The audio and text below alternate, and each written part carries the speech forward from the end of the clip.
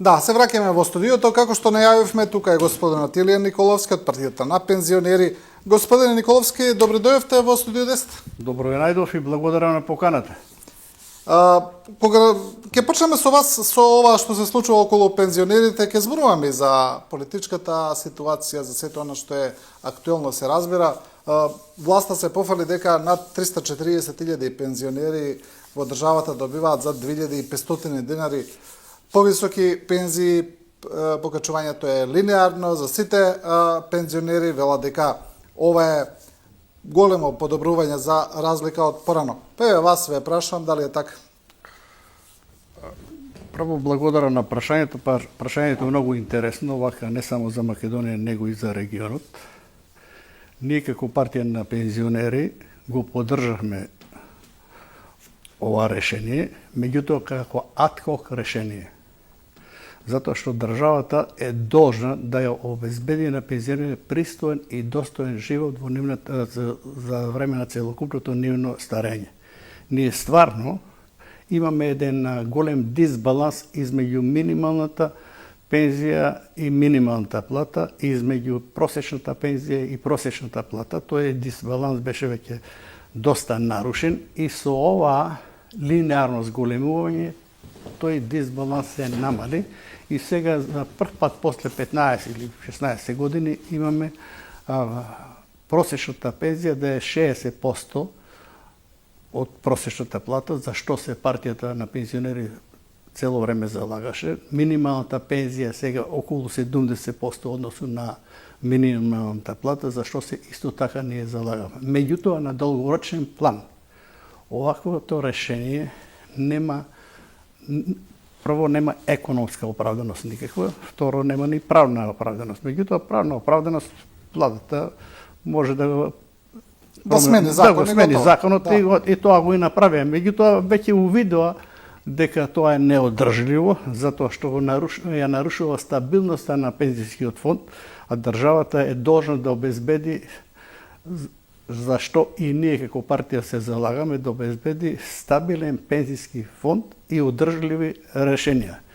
Го увидува таа грешка, или како да кажам, дека тоа неодржливо, тоа имаше реакција од Меѓународниот монетарен фонд и од 1 септември се враќа старото решение. Сега, ние како партија согледавме, а мислам дека и пензионерите и граѓаните согледа, дека и овој модел не е најдоброто решение. 50% од расот на платите и 50% од трошоците на живот. Затоа што секој пат тој сооднос не е поволен за пензионерите, затоа што пензијата не смее односно пензионерот не смее да изгуби неговата куповна моќ. Тоа значи, ако цените повеќе растат во односу на платите, онда тој сооднос треба да се мени. И токму затоа ние како партија се залагаме да се изврши едно редефинирање на положбата на пензионерите во врска со тоа да собранието донесе една резолуција која треба да биде сеопфатна, резолуција која не би било македонска измислица, него такви резолуции постојат при Обединетите нации. Значи на пензионерите треба да им се обезбеди достојно старење, да не биде тоа, да не постои генерацијски јас измеѓу младата популација и пензионерите, затоа што во денешните услови се повеќе и повеќе имаме старење, така да некои предвидувања европски па и светски, Македонија е во тие рамки и некаде околу 2050 година ние би имале 30% население над 65 години. Тоа не значи дека таа генерација постара дека не може да придонесува како што беше досега, него напротив треба да им се овозможи постојано и на нив пристап до образованието, да им се овозможи пристап до одредени работни места. Тоа значи дека можат пензионерите да се промени законот за работни односи како што оваа влада сега го подготвува. Ние како партија на пензионери 3 пати јас во собранието поднесував промена на законот на ПИОМ, тоа е член 148, каде е регулирано. Кај нас има така едно, мора да бидам вулгар, едно многу глупо решение. Вика, доколку се вработи пензионер, пензијата става во мирување.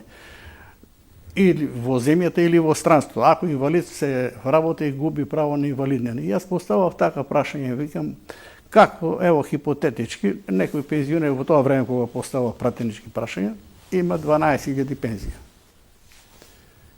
И се вработи во агенција за односно за обезбедување. Во тоа време платите беа во агенциите за обезбедување 12-13.000, значи 12-13-25.000. Дали со 25.000 тој ќе се вработи?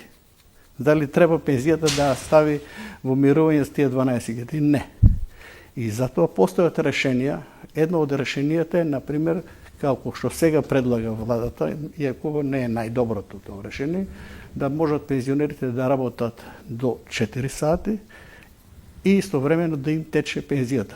Второ решение да може после 65 години, ако некој сака да работи и може да работи, да остане да работи, да се прима полна плата и 50% од пензијата. Значи може да се најдат многу модели околу вработување на пензионерите да може да придонесат. Зошто е стравот, да можат пензионерите да работат целосно, доколку сакаат, бидејќи знаеме дека има многу држави каде што постои тоа решение. Апсолутно. Имаме и во нашето соседство такви држави каде што може. Па јас тоа цело време да, го имам. Што е проблемот? Зошто?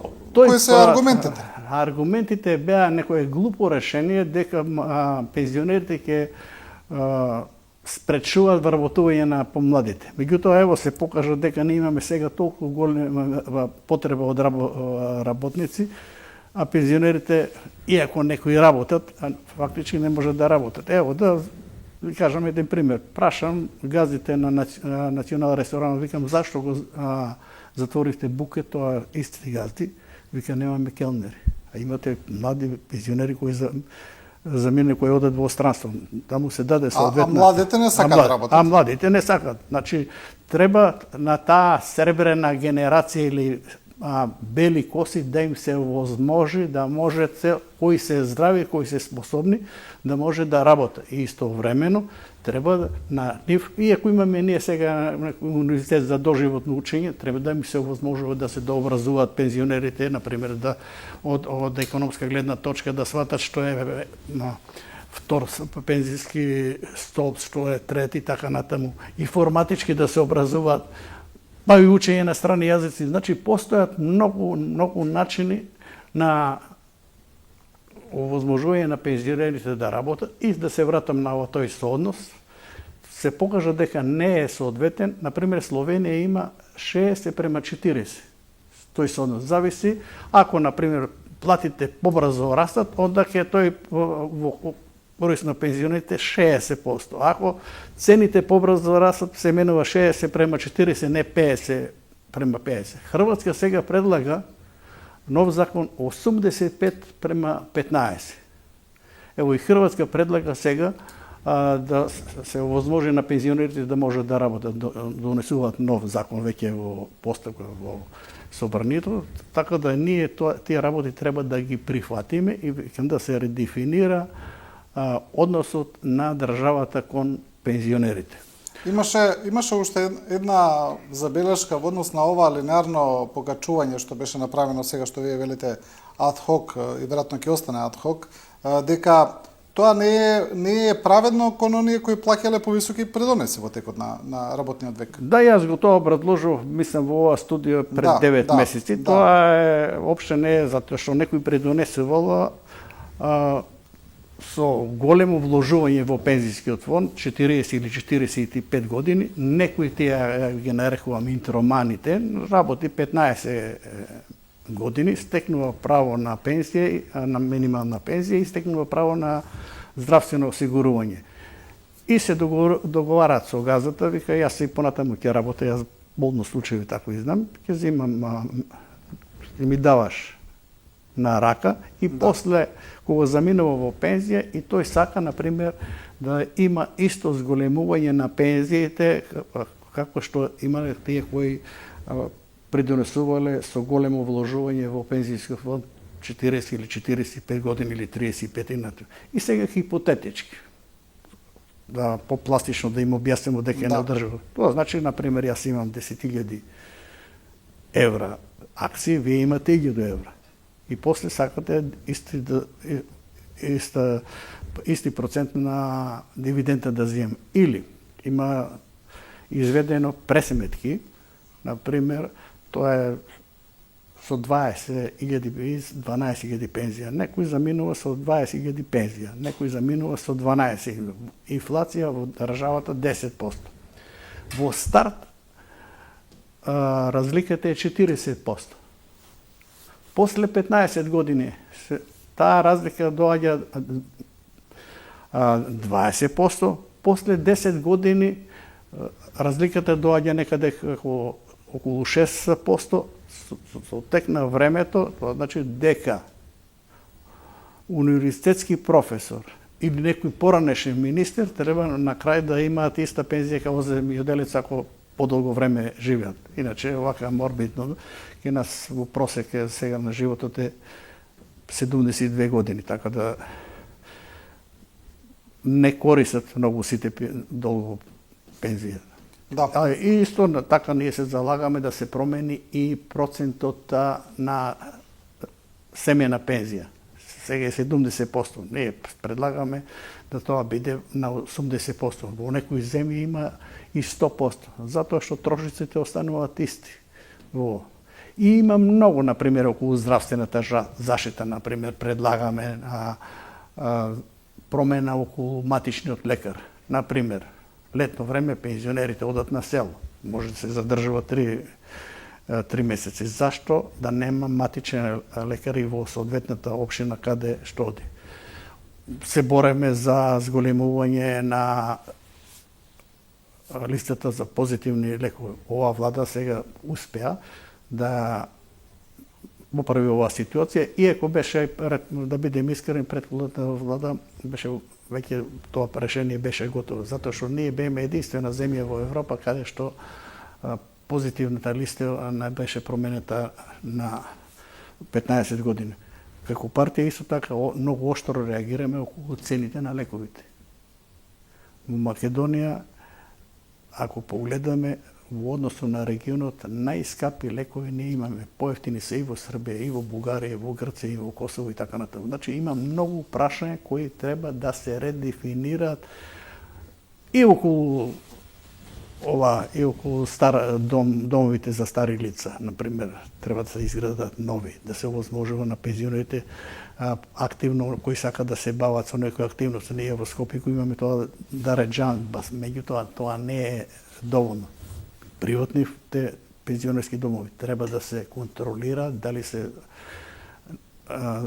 задржани одредени стандарди кои треба да се почитуваат. Ние знаеме дека во многу приватни домови има малтретирање на пензионерите, им наплаќаат високи цени, меѓутоа од друга страна имаме и психичко, па и физичко малтретирање. Тоа веќе за жал.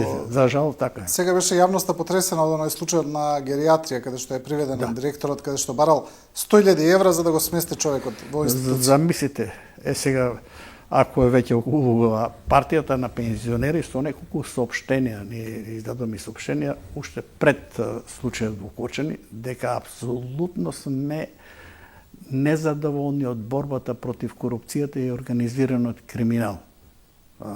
Значи, за жал, во оваа наша држава корупцијата постана систем на живење. Ја вчера со еден овака пензионер, мој колега, разговараме, ја му кажувам дека јас во животот немам дадено некако мито нити на никој да ми побара некој дека би го пријавил. Он вика, јас имам даван. И кажува случај на некој, не кажа на кој директор му дал 250 марки во тоа време, и вика, он се вика, не, треба ја ти враќам. И вика, кога со брат ми седуваме во кафана, гледаме плик, отвараме 500 марки. Вика, он помешал пликовите. Значи, постана најнормален начин на живење, дека ништо не може да завршиш без мало побитување. Јас сум апсолутно против, нити сум барал, нити сум давал. И кажувам отворено на сите колеги, кажувам на мене да ми побара некој ќе го пријава. Да, така би требало да биде кај сите, но за жал не е така. Еве, кога веќе зборуваме за корупција, за она што се случува, за актуелните случаи, тоа е во Кочане, еве случајот кој се уште ја бранува јавноста, видовме проширување на истрагата, како што велат надлежните 50 и нешто луѓе, физички и правни лица. Она што го забележуваат дел од познавачите, од аналитичарите, е дека истрагата се шири временски наназад, па еве дојдовме до 2012 година до Валон Сарачини кој бил министар во тоа време, но не се таргетираат актуелните функционери и актуелните министри. Па сега прашуваат како може некој кој бил министар за економија во 2012 да е виновен за ова, може би не е, не знаеме, но да не е актуелниот министар за економија кој веќе скоро година дена е на таа функција. Одлично прашање. Ние во врска со тоа пред минатиот вторник имаме состанок на извршниот одбор на партијата. И разговараме на таа тема и издадоме соопштение едно, односно апел, апел до владата и до собранието на Република Македонија и во тоа кажаме дека ја поддржуваме енергичната борба на владата во борбата против корупцијата, организираниот криминал и очекуваме од резултати и така натаму врз основа на докази, очекуваме да не биде селективна правдата. Ја сега не можам да кажам, меѓутоа мислам дека има оправдано реагирање на одредени субјекти. Не може, например, актуелните полицајци кои биле таа вечер таму или актуелните дежурни на смена и така натаму, да не бидат одговорни. Затоа за секој настан, поголем настан се врши безбедносна проверка, односно не проверка, него безбедносна проценка, дали постои ризик или не постои. Не може на еден таков настан кој знаеле сите да не постои безбедносен ризик. Према тоа, полицијата морала да реагира на одреден начин, да превенира, ако, например, не може, ако се користат пиротехнички средства, за користење на пиротехнички средства се бара одобрување. Ако вика дека имало полицајци внатре, а почнале да се користат пиротехнички средства, полицајци требале да реагираат. Меѓутоа, како што гледаме, 13 години или колку никој тамо не извршил контрола. Не може да ги ослободиме и тие што веќе биле, ако има последици. Меѓутоа, ако нема последици, ја не сум правник сега, не можам да кажам, меѓутоа, немало последици, меѓутоа, длабоко сум уверен дека сите кои на одреден начин имаат свој удел во ова, треба еднаш за секогаш да се даде со тоа се дава една јавна опомена на граѓаните на Република Македонија дека нема да се толерира понатаму. Сега ќе видиме како. Јас многу често го повторувам дека оваа влада има историска шанса да покаже резултати во борбата против корупцијата и организиран криминал. Дали тоа ќе го искористат, а има таква шанса. Ние во тоа соопштение рековме дека ние сме за преиспитување и други слични случаи него, али не само овака од политичка гледна точка, него ако има нови докази, а не сега како што некои бара и лескарци, дурмотурци и така натаму. Ако има нови докази, може тоа да се преиспитува, меѓутоа ако нема нови докази, нема преиспитување. Понатаму, ние во нашето соопштение, тоа што сум го ја и многу пати барал, да се преиспита потеклото на имотот на актуелните функционери.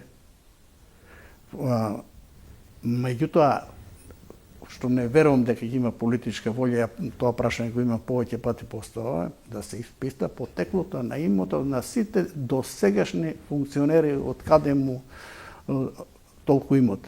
Тоа е многу лесно да се види дали некој поштено заработил плата или не. Имам јас овака една пресметка изведувам, викам некој има 40 години работен стаж. Тоа се 400 по 12 месеци, 480 месеци. Нека зема по 1000 евра плата.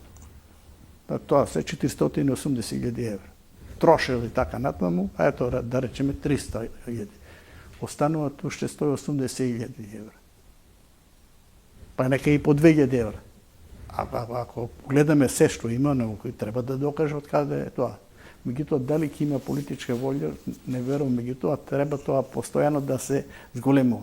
Исто во тоа соопштение односно апелираме до владата, до пратениците да се донесе закон за минимална пензија, зашто ние многу инсистираме околу тоа донесување на тој закон за минимална пензија. Да, имаме минимална плата, немаме минимална пензија. Ако ние имаме закон за минимална плата и ако има одреден сооднос, ние владата има можност да повремено реагира и тој сооднос да го одржува. Пари за тоа има, некои постават од каде пари. Пензijскиот, односно владата секој пат партиципира во ПИОМ. Од тие пари кои партиципира владата, од тие пари може да влие на да нема таков дисбаланс, да се раче корово измеѓу минималната плата и минималната пензија. Но тоа не е нормален.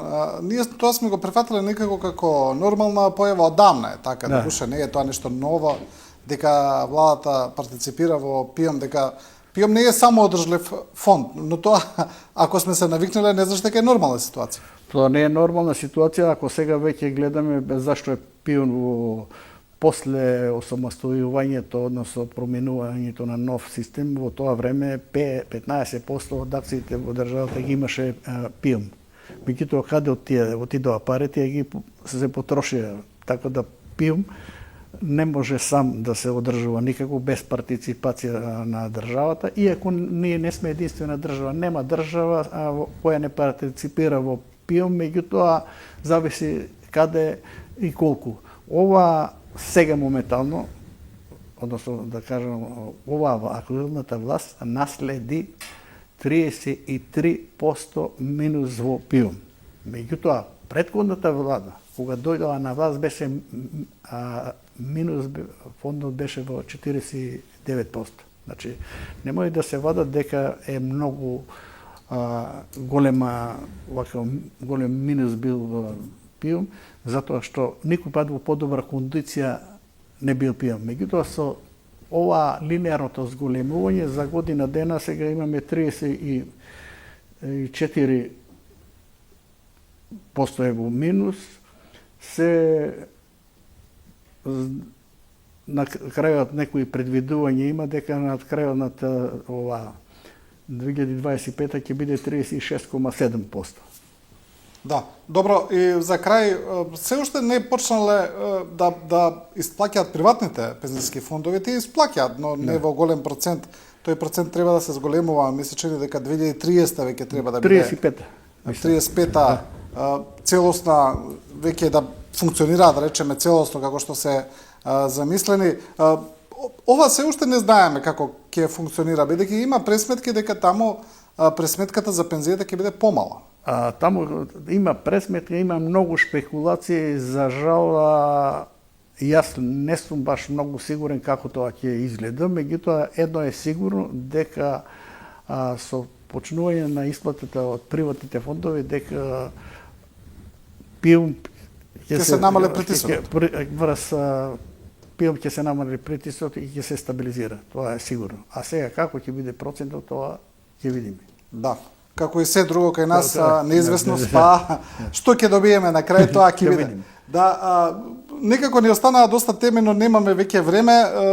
Ќе оставиме за некој едно гостување, господин Николовски. Нема никаков проблем. Да, се очекува дека и актуелната политичка ситуација, безбедносна ситуација во светот дека ќе... Па да, требаше, но некако доста се задржавме на пензиите. Ајде за тоа ќе направиме една посебна емисија. Нема може проблем. Така, да, вие сте поранешен генерал, тоа сите знаат, тоа ви е специјално, ви благодарам. Благодарам јас.